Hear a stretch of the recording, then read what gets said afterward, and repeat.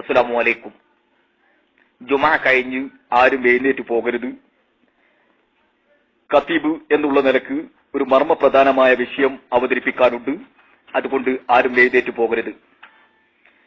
എന്താണ് പറയാനുള്ളത് എന്ന് ചോദിച്ചാൽ,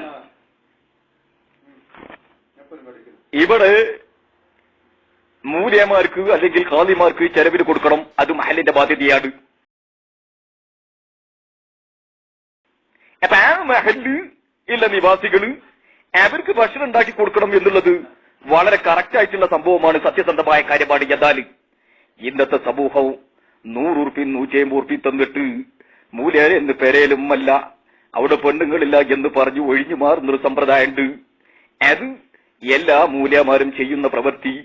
ഇത് നിങ്ങൾ മനസ്സിലാക്കണം. മൂല്യമാരും എല്ലാവരും ഒരുപോലെയല്ല. ഏതെങ്കിലും ഒരു ഹറാം പറപ്പ് ചെയ്തിട്ടുണ്ടെങ്കിൽ അത് മൊത്തം മൂല്യമാരുടെ ആ ഘടകത്തിന് ഉത്തരവാദിത്തമില്ല എന്നുള്ളതാണ് യാഥാർത്ഥ്യം. അപ്പൊ നിങ്ങൾ മനസ്സിലാക്കണം, മൂല്യമാർക്ക് ചെലവിന് കൊടുക്കണം എന്നുള്ള വ്യക്തമായ ഒരു ഹദീസ് ഉണ്ട്. എന്താണ് ആ ഹദീസ് എന്നറിയുമോ? അക്രു കുല്ലു ഖതീബുക്കും കുല്ലിയോ സലാസ മർറ ലഹം വഖുബ്സാ. അക്രു നിങ്ങൾ തീറ്റിക്കണം, കുല്ലു ഖതീബുക്കും എല്ലാ ഖതീബമാരെയും, കുല്ലിയോ സലാസ മർറ എല്ലാ ദിവസവും 3 നേരവും, ലഹം വഖുബ്സാ റൊട്ടി നിറച്ച് നിങ്ങൾ തീറ്റിക്കണം കേട്ടോ. റൊട്ടി എന്ന് ഞാൻ ഉദ്ദേശിച്ചത് കട്ടിയില്ലാത്ത അരിപ്പത്തിരിയാണ്.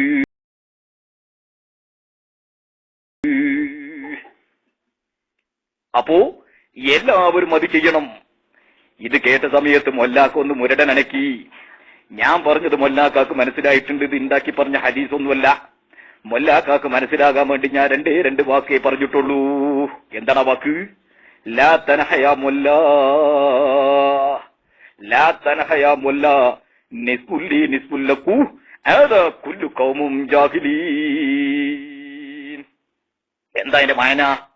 ലാ തനഹയാ മൊല്ലാ, നിങ്ങൾ തൊണ്ടൻ അനക്കണ്ട, മുരടൻ അനക്കണ്ട. നിസ്ബുല്ലി നിസ്ബുല്ലക്കും കിട്ടിയാല് പൗതിയാണ്.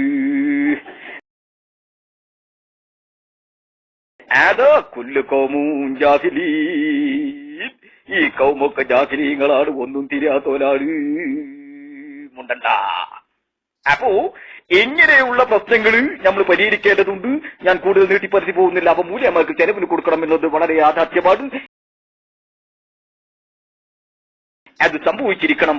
അത് 5 തട്ടുള്ള പാത്രത്തിൽ അടിയിൽ കഞ്ഞിന്റെ വെള്ളോ, അതിന്റെ മുകളിലെ പാത്രത്തിൽ ചോറ്, അതിന്റെ മുകളിലെ പാത്രത്തിൽ കോയിറച്ചിയാണെങ്കിൽ കോയിറച്ചി, ആടർച്ചിയാണെങ്കിൽ ആടർച്ചി, ഈ സാധാ പോത്തർച്ചിയാണെങ്കിൽ പോത്തർച്ചി, അതിന്റെ മോളെ പപ്പടം പൊരിച്ചത്, അല്ലെങ്കിൽ മറ്റുള്ള സാധനങ്ങൾ, ആദ്യത്തെ മോളെ ഉപ്പേരിയും അനുബന്ധ സാധനങ്ങളും വെക്കണ്ട 5 തട്ട് പാത്രോ. അത് ഫേമസ് ആക്കി കൊടുത്തത് മൂല്യമാര് തന്നെയാണ്.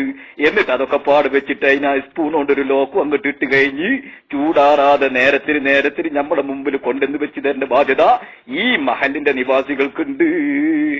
മറക്കണ്ട മക്കളെ.